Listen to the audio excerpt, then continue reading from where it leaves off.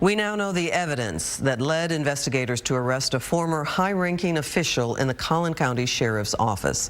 William Armstrong is facing a felony charge in the death of a 12-year-old North Texas girl doing a scuba class that he was instructing.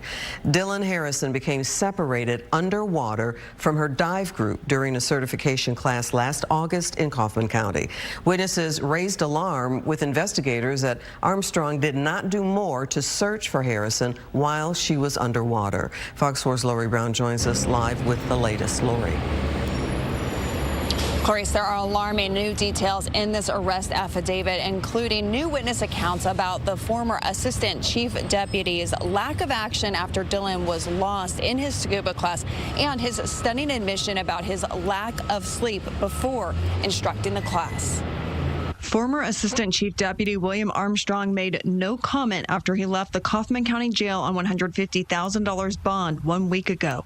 Now, in response to an open records request, Fox 4 has learned that when Able Springs Fire Rescue arrived at the scuba ranch in Terrell, Armstrong was standing on the dock, dry, with no gear on. That matches the statement given to us by Richard Thomas, the owner of International Scuba. He was at the scuba ranch that morning to train a group of scuba instructors. He started telling me all the things like, I didn't do anything wrong. He was bone dry. The affidavit goes on to say no one was in the water searching for Dylan. When asked who was in charge, the defendant did not acknowledge his position or rank. Then there is an admission by Armstrong in his statement that he had been awake straight for approximately 29 hours, working 3 jobs. Appellate attorney Chad Ruback, not associated with the case, says if Armstrong was looking for sympathy, he likely won't get it. It's as if someone says, well, they shouldn't be culpable, they shouldn't be guilty of committing all sorts of crimes because they were drunk or because they were strung out on drugs. That doesn't help their case, it hurts it. The investigator says the lack of sleep raised concerns regarding his physical and mental capabilities. Dylan's dive watch was collected in the investigation. It confirmed concerns raised that she was not weighted properly. Ted Sickles, a fellow student in the open water dive, told us this in November. She was not neutral buoyant. She was having to hold on to the railing of the platform. To keep from going up?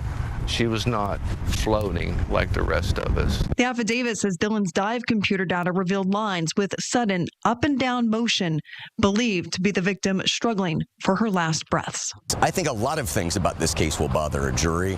I think Mr. Armstrong's actions again and again and again seem to be in such a way that they will infuriate a jury. The jury won't just convict him, in my mind. They will be furious at him.